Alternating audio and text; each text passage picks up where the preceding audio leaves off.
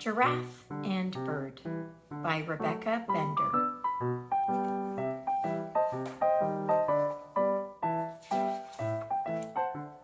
For all the little birds in my life. It's true that getting along can be difficult. If the bird could tell you, he'd say he can't stand the giraffe. And if the giraffe could tell you, he'd say he can't abide the bird. The bird, you see, makes funny faces at the giraffe. And the giraffe sticks out his long tongue at the bird. This makes the bird twitter in the giraffe's ear. Tweet, tweet, tweet. That makes the giraffe invade the bird's personal space. Some days the giraffe has bad breath. Howah! Other days the bird eats too many berries, which are high in fiber. Frequently, the giraffe makes loud noises when he chews his food with his mouth open. Smack, smack, smack. Often the bird slurps up a slimy worm in front of the giraffe. Slurp.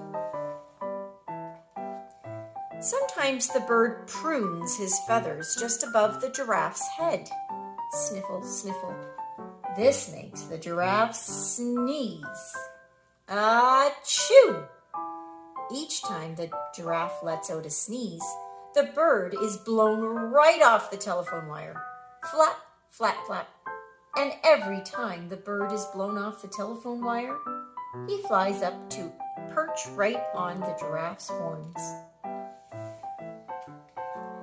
When the bird perches on the giraffe's horns, the giraffe swats him with his ears. When the giraffe swats the bird with his ears, the bird pecks him with his beak. The pecking makes the giraffe shake his head until they are both dizzy.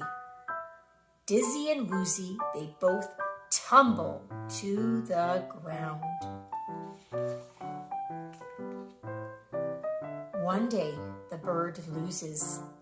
the giraffe loses his patience and shouts at the bird. Scram, bird! The bird gets fed up and shouts back at the giraffe. Get lost, giraffe. So they did. That night, there is a seriously scary storm. All the telephone poles crash to the ground. The giraffe wishes he could hide his eyes under the bird's feathers so he wouldn't see the lightning. The bird wishes he could hide under the giraffe's ears so he wouldn't hear the thunder. Crack, boom, bang. The next morning, the bird feels glum. He has nowhere to sit and no one to pick and peck.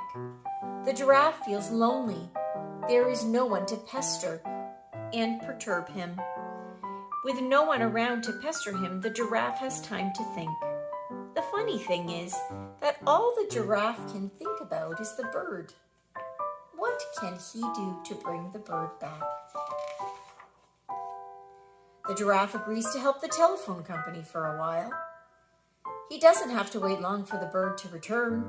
He also doesn't have to wait long for the bird to start making faces again.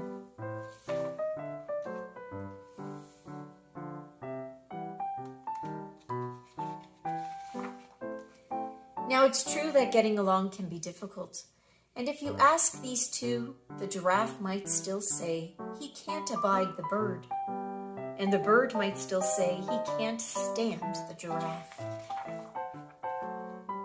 But we know better.